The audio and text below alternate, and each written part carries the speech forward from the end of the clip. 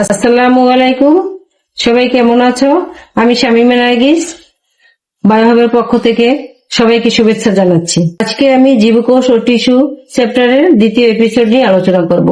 গত ক্লাসে আমরা গঠনগতভাবে কোষের শ্রেণীবিন্যাস শিখেছিলাম। আজকে আমরা শিখব কাজের ভিত্তিতে কোষের শ্রেণীবিন্যাস। কাজের ভিত্তিতে কোষকে দুই ভাগে ভাগ করা যায়, একটা হচ্ছে দেহকোষ, অন্যটি হচ্ছে জনন কোষ। এখন দেহকোষ ও জনন কোষের যদি আমরা কাজ বুঝতে পারি, তাহলে দেহকোষ এবং জনন কোষের আমরা সংজ্ঞা বুঝতে পারবো। তাহলে দেহকোষ কাকে বলে? যেই কোষ দেহ গঠনে অংশগ্রহণ করে, অর্থাৎ দেহের বৃদ্ধি ঘটায়। যেমন মাইটোসিস প্রক্রিয়ায় দেহের বৃদ্ধি ঘটায়। উদাহরণ হিসেবে আমরা বলতে পারি মূল, কাণ্ড, পাতা, স্নায়ু কোষ ও রক্তকণিকা। জনন কোষ প্রজননে অংশগ্রহণ করে। কোষের কাজ হচ্ছে জনন গ্যামেট উৎপন্ন করা। জনন কোষ দুই ধরনের, একটা হচ্ছে পুংগ্যামেট আর একটা হচ্ছে স্ত্রী গ্যামেট। পুংগ্যামেটকে বলা হয় স্পার্ম আর স্ত্রী গ্যামেটকে বলা হয় ওভাম। এই জনন মাতৃকোষ মিয়োসিস প্রক্রিয়ায় বিভাজিত হয়ে হ্যাপ্লয়েড সংখ্যক ক্রোমোজোম উৎপন্ন করে। আমরা জানি যে দেহকোষে ক্রোমোজোম হচ্ছে ডিপ্লয়েড আর জনন কোষের ক্রোমোজোম হচ্ছে হ্যাপ্লয়েড। এখন এই ডিপ্লয়েড এবং হ্যাপ্লয়েড কি, এটা তোমাদের কাছে একটা নতুন শব্দ, কারণ আমাদের বই এর কোনো ব্যাখ্যা নেই।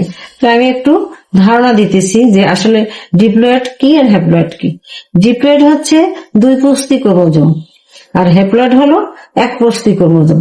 ডিপ্লয়েডকে আমরা 2n দিয়ে প্রকাশ করতে পারি আর হ্যাপ্লয়েডকে আমরা n দিয়ে প্রকাশ করি।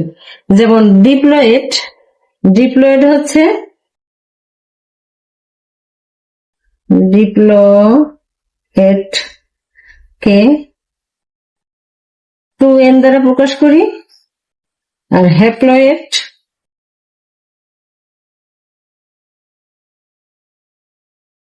n দিয়ে প্রকাশ করা হয়। তাহলে ডিপ্লয়েড সংখ্যক ক্রোমোজোম, আমরা যদি নিউক্লিয়াসে ক্রোমোজোমের অবস্থা দেখি যে 23 জোড়া ক্রোমোজোম আমাদের বা 46টির 22 জোড়াকে বলে অটোজোম আর 1 জোড়াকে বলে সেক্স ক্রোমোজোম। তাহলে এই 1 জোড়া হচ্ছে ছেলেদের ক্ষেত্রে XY আর মেয়েদের ক্ষেত্রে XX, এবং এই 1 জোড়াই প্রজননে অংশ নেয় আর এই 22 জোড়া দেহ গঠন করে। এখন আমরা একটা নিউক্লিয়াসের মধ্যে ক্রোমোজোমের অবস্থা দেখি। আমরা যদি একটা নিউক্লিয়াস এ কে ক্রোমোজোম দেখতে পারি, যেমন একটা নিউক্লিয়াস কোষে একটা নিউক্লিয়াস ক্রোমোজোম, যেমন 23 জোড়া ক্রোমোজোমে প্রথম 23টি থাকে মায়ের থেকে আর 23টি আসে বাবার থেকে। তাহলে মায়ের 1 নম্বর ক্রোমোজোমের সাথে বাবার 1 নম্বর ক্রোমোজোম জোড় বাঁধে, আবার মায়ের 2 নম্বর ক্রোমোজোমের সাথে বাবার 2 নম্বর ক্রোমোজোম জোড় বাঁধে, আবার মায়ের 3 নম্বর ক্রোমোজোমের সাথে বাবার 3 নম্বর ক্রোমোজোম জোড় বাঁধে। এভাবে 22 পর্যন্ত জোড় বেঁধে তারপরে জোড়া হচ্ছে XX আর XY। এভাবে জোড় বাঁধে ক্রোমোজোম, যদি জোড় বাঁধে বা ডিপ্লয়েড হয় তখন আমরা তাকে বলি ডিপ্লয়েড, আর যদি ক্রোমোজোম জোড় না বেঁধে সিঙ্গেল থাকে তখন আমরা তাকে বলি হ্যাপ্লয়েড।